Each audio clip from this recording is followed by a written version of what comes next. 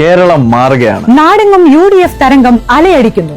UDF വരുമ്പോൾ പിൻവാതിൽ നിയമനങ്ങൾ ഇല്ലാതെയാകും. ജനങ്ങൾക്ക് മന്ത്രിമാരുമായി നേരിട്ട് ഇടപെടാനുള്ള സൗകര്യമൊരുക്കും.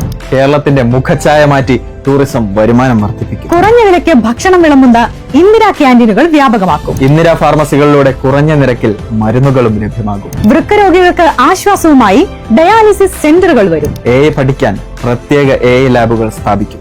വിദ്വേഷം പ്രചരിപ്പിക്കുന്നത് ഏത് കൊലകൊമ്പനായാലും അഴിക്കുള്ളിലാകും. സംസ്ഥാനത്തെ ലഹരി മുക്തമാക്കും. തകർന്ന റോഡുകൾ 48 മണിക്കൂറിനുള്ളിൽ ശരിയാക്കാനുള്ള എമർജൻസി റെസ്പോൺസ് ടീം വരും. ആശാ വർക്കർമാർക്ക് 2000 രൂപയുടെ പ്രത്യേക അലവൻസ് അനുവദിക്കും. തെരുവുനായ ശല്യത്തിന് ശാശ്വത പരിഹാരമാകും. കേരളം മാലിന്യമുക്തമാകും. കർഷകർക്ക് വേണ്ടി പ്രത്യേക പാക്കേജുകൾ പ്രഖ്യാപിക്കും. മലയോര മേഖലയിലെ കർഷകർക്ക് നിരുപാധികം പട്ടയം അനുവദിക്കും. വന്യജീവികളുടെ ആക്രമണം തടയാൻ AI സഹായത്തോടെ പരിഹാരമുണ്ടാകും. തീരദേശ മലയോര മേഖലകളിൽ ഹെൽത്ത് ക്ലസ്റ്ററുകൾ സ്ഥാപിക്കും.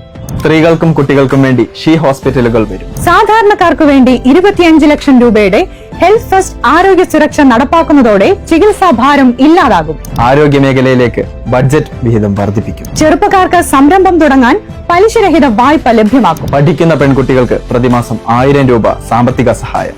സ്ത്രീകൾക്ക് സർക്കാർ ബസ്സുകളിൽ സൗജന്യ യാത്ര.